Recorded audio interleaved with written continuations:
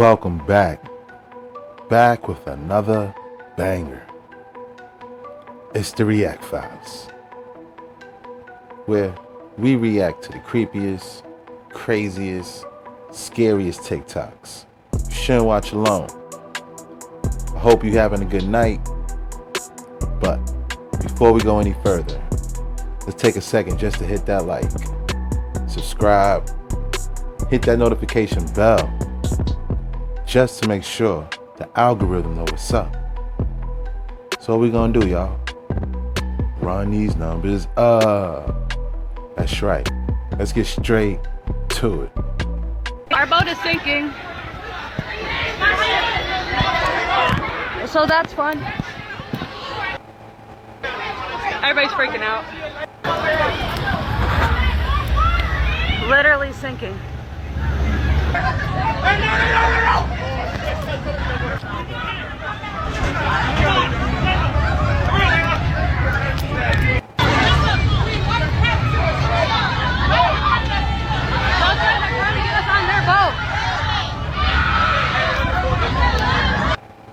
That's what you call scary as fuck. That was a ferry in the Nassau, Bahamas that fucking capsized. The lady said the fucking boat went vertical. Unfortunately, one elderly woman didn't make it. Our prayers are with her family, our condolences.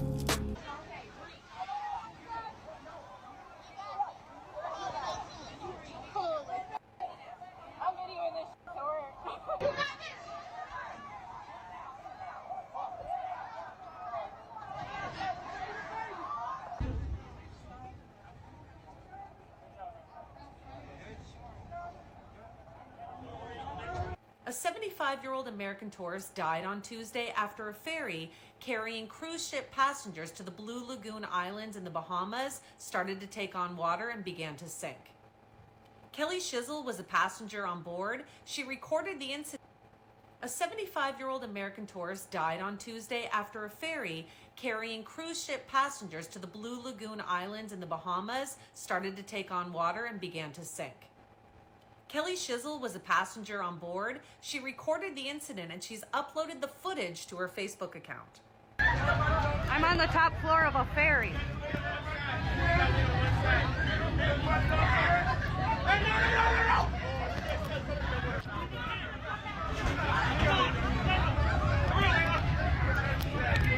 Reports say that the ferry began taking on water when it entered rough seas. It was around 10:30 a.m. and it had over 100 passengers on board.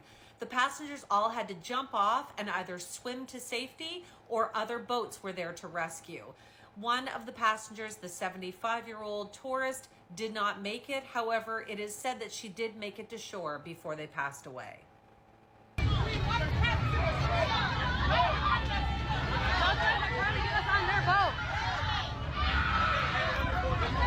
Puv, you were on the Blue Lagoon that sunk.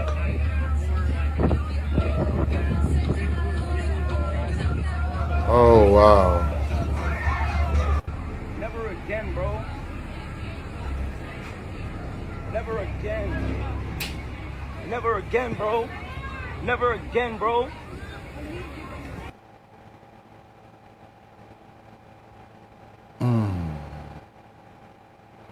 She cut her thumb. On that shit!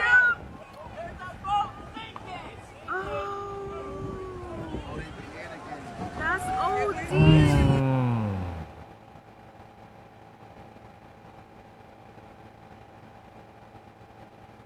I would have fucking lost it, man. Yeah, you see they coming after that paper, class action lawsuit. Last 3 words the company want to hear. But damn, the fuck?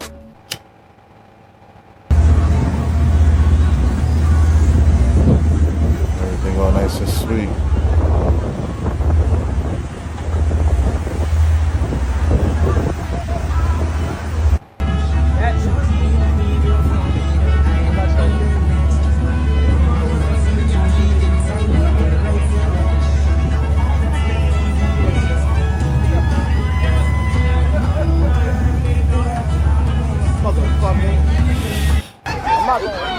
This dude hit different.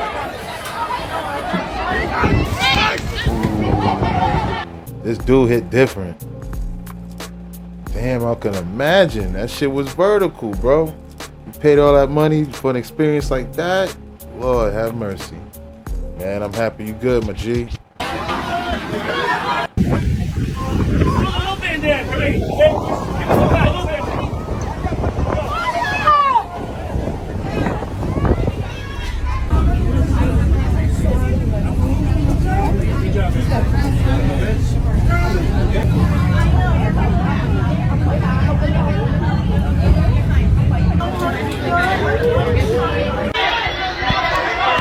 So that's fun.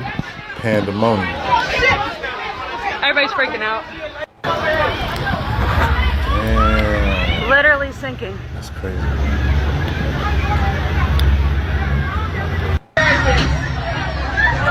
I'm on the top floor of a ferry.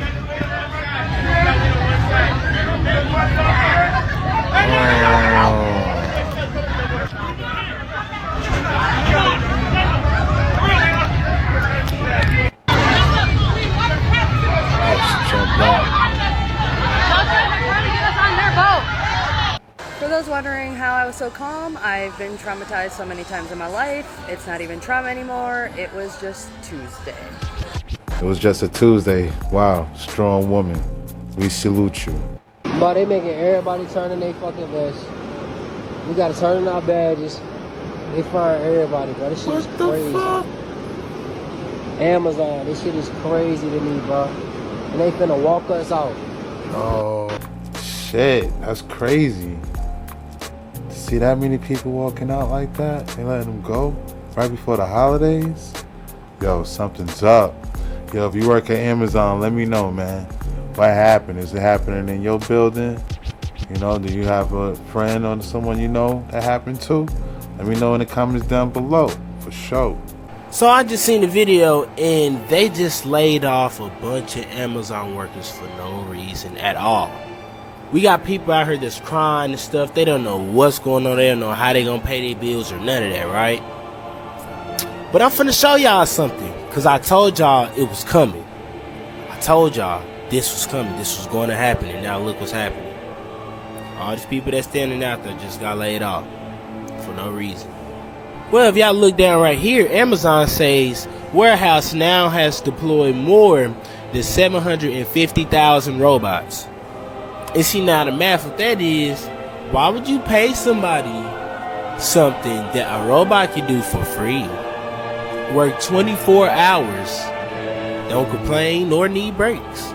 Now let's be honest, 750,000, that's a lot of robots. That's also a lot of people's jobs that just got replaced. I told y'all, if y'all don't have a purposeful skill, or y'all know how to program the robots, in the future, what are you going to do for money or a job? That's for you to find out. Let me know what y'all think about people getting laid off at Amazon and all these 750,000 robots just got deployed in the comments. Like and follow for more wisdom and stay tuned. Follow me on YouTube if y'all want more exclusive content. And by the way, TikTok, this for entertainment purposes only. That's crazy. We just stumbled upon something that's happening now. Yo, 750,000 robots? That sound like that Will Smith movie type shit. But yeah, man, that's crazy. Let me know in the comments down below. You know anybody who got laid off from Amazon? You know, or have you yourself? Let me know in the comments down below.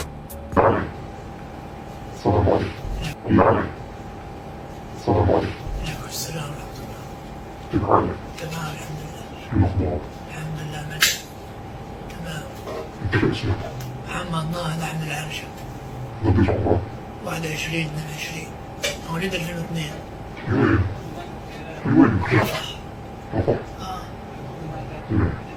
صليت على اليوم؟ لا صليت ولا لا؟ صليت الحمد لله. نقرأ الفاتحة؟ نقرأ الفاتحة. تفضل. نقول اللهم صل على سيدنا محمد بسم الله الرحمن الرحيم يا رب العالمين الرحمن الرحيم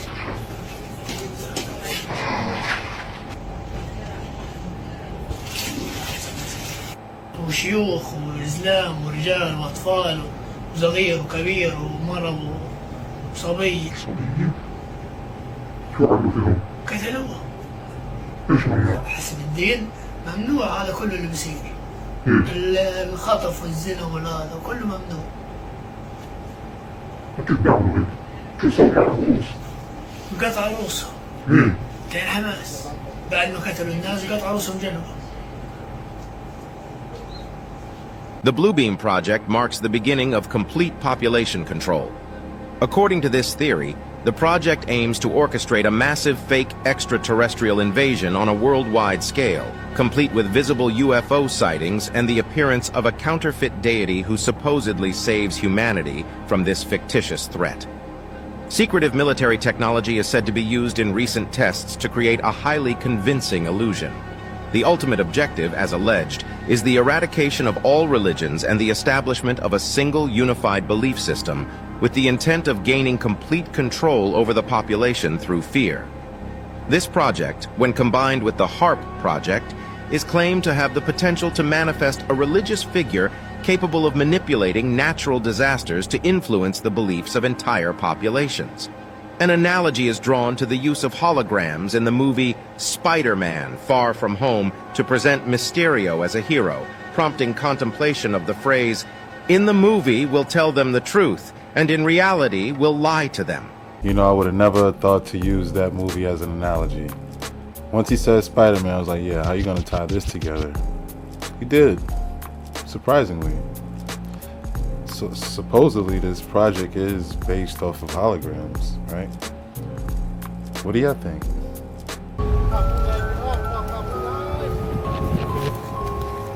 Oh, ครับงูใหญ่โตมันอยู่ได้ล่ะนี่หมุนปลามันสิเป็ดครับ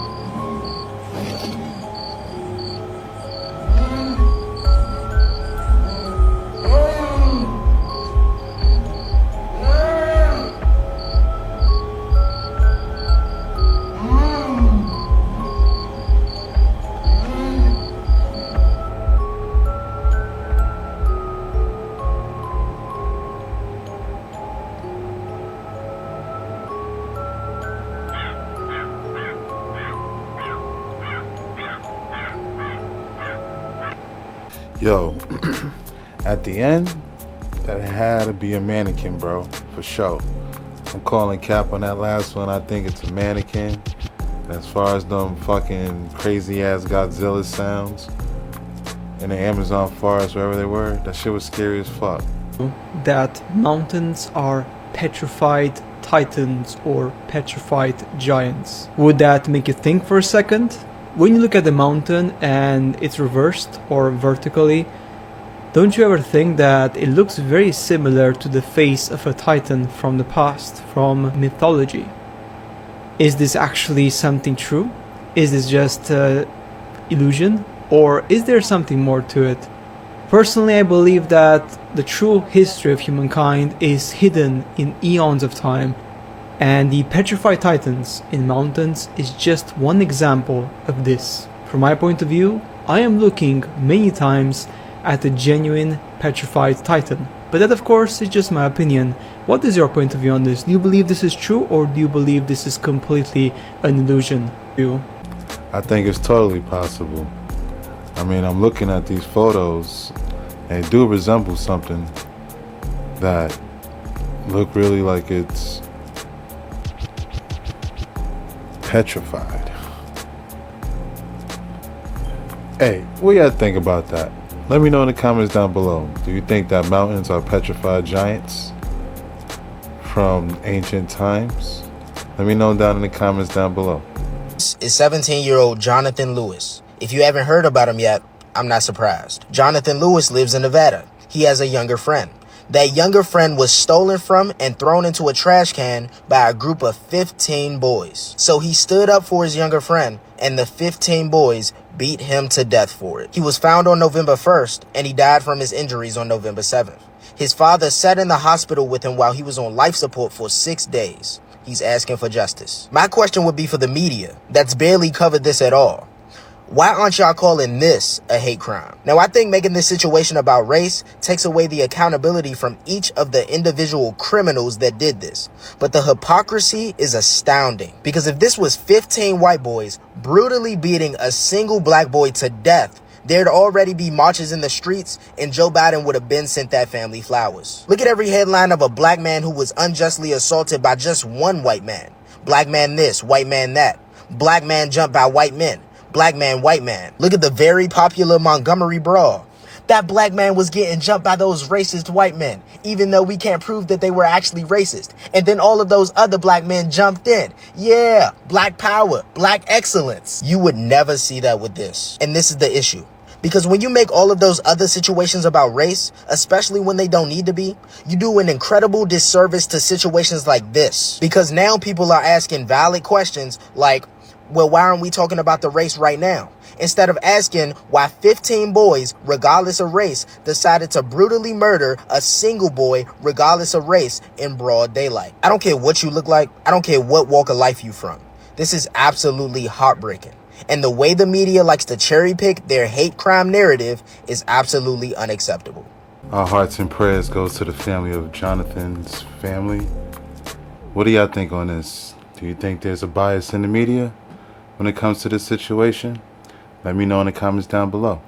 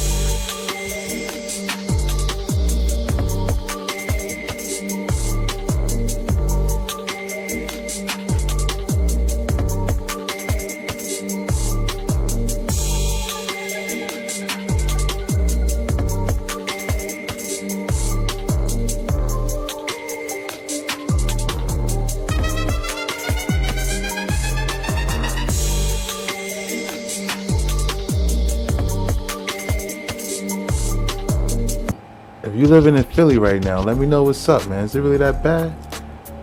I seen a lady backing it up on a moving vehicle. Our water cremation process from start to finish. A loved one comes into our care from their home, a hospital, a nursing facility, or a coroner's office. We light a candle for them on our altar space. They are assigned a unique ID number and kept in refrigeration. Once we have all paperwork and permits, the person will be prepared for the water cremation by being placed into the permanent metal basket. Clothing is removed and they are covered in a natural wool shroud for family and friends to witness the beginning of the process. Alkali chemical is measured based on the weight of the person we're caring for. It's about 5% alkali and 95% water inside the chamber. The basket is pushed into the vessel and the vessel is latched and rotated to a 45-degree angle. After pressing start, the vessel fills with water. This water will heat to around 200 degrees Fahrenheit and gently circulate for 18 hours. During this time, the body will be broken down into a sterile, nutrient-rich liquid, leaving only skeletal remains and implants behind. At the end, the liquid is drained away into a holding tank. When we're ready, we will take this out and apply it to the soil at one of our land partners. Skeletal remains and implants are removed from the basket and placed on trays to air dry. Once fully dry, the skeletal remains go through a processor where they are transformed into a powder and placed in an urn for the family, or sent to Parting Stone to be made into stones. Finally, the family gets their loved one returned to cherish or memorialize how they choose. I've never heard of that process before. That's it's low-key creepy. It's different, right? Let me know in the comments down below. You ever heard of water cremation? Have you known anybody, a loved one who's been water cremated? Instagram. You see the hundreds of celebrities that I've done business with, done things with. And during the latter years of our relationship, Will was not my friend. I was his friend. I was around before they had Trey. Jada was the woman that everybody wanted. And Will needed that validation to have that type of woman. You saw her say that Will Smith had a small dick? Oh, I am saying to you, if a woman is used to something the size of a baby leg and you come in with a pinky toe, there's nothing you can do to please her. You can buy her 80 cars, you can get her 80 private jets. If she's itching for that baby leg, she want that baby leg. You can beat a person so much that they fall into submission. Who needs enemies when they got friends like you? Well, I could tell you what goes on the inside. Everybody else is just speculation. Somebody told me I made my pictures in the book. Your pictures in the book and your name is in the book. So you're doing some real elegant pimp. I'm blowing you up. I love that. I'm blowing you up. This is what Jada makes the new people do. And I ain't gonna say new, they probably been there after myself, right? They will make you check into a rehab. And they'll pay for the rehab. Even though you're not on drugs, they're gonna pay for the rehab. And you have to go if you want to work with them. And then I've saw sexual acts that I walked in on. Who'd you walk in on? Him and Dwayne Martin. Okay. Hollywood is the hurry up and wait game. So 3 minutes later, after them telling me, hey, you got eyes on Will, we need him to come watch this. So I'm running all over the studio. He's not in his dressing room. I go to the cafeteria. I'm like, but I see his car there. I'm like, where's this guy at? So now I'm holding Dwayne down too. So I have the keys to his dressing room. So I'm like, yo, and they're calling I'm on walkie-talkie and they calling my cell phone. Yo, we need to get Will here. I'm like, yo, kind of fucked down. Like, I'm trying to find this. Like, this is unlike him, right? So, all right, I open the door to Dwayne's dressing room, and that's when I see Dwayne and having anal sex with Will. Let me process that for a second. There was a couch, and Will was bent over on the couch, and Dwayne was standing up, killing him. Murder. It was murder in there.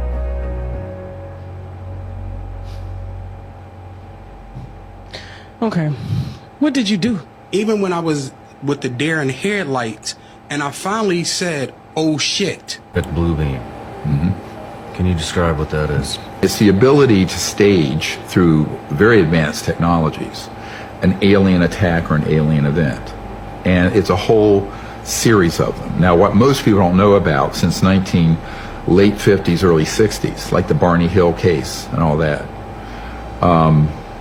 those were all human assets abducting innocent people made to look alien. And so that psychological warfare was authorized in 1953, 54. 1954, we mastered gravity control. So we started deploying these assets to begin to condition the public that there's a scary threat from outer space. I mean, look at Hollywood, Alien, Ridley Scott's the movies.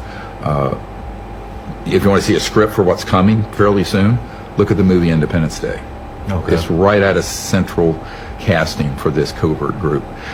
So what their whole purpose is to create sort of a global militarized totalitarian superstate of the world fighting another world. It's like War of the Worlds. Okay. And that's been a 70-year defense. I ain't even gonna lie. Independence Day, it's one of my favorite movies of all time. Well,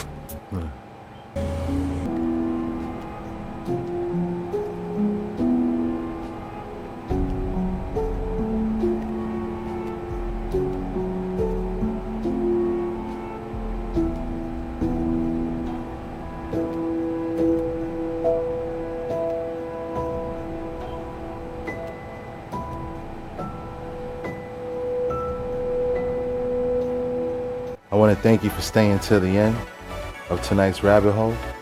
I hope you enjoyed the ride. If you haven't already, please take a second just to hit that like, subscribe, hit that notification bell, just to make sure the algorithm knows what's up. That's what we're gonna do, y'all. That's right. Run these numbers up. I feel you. Thanks again. Until next time.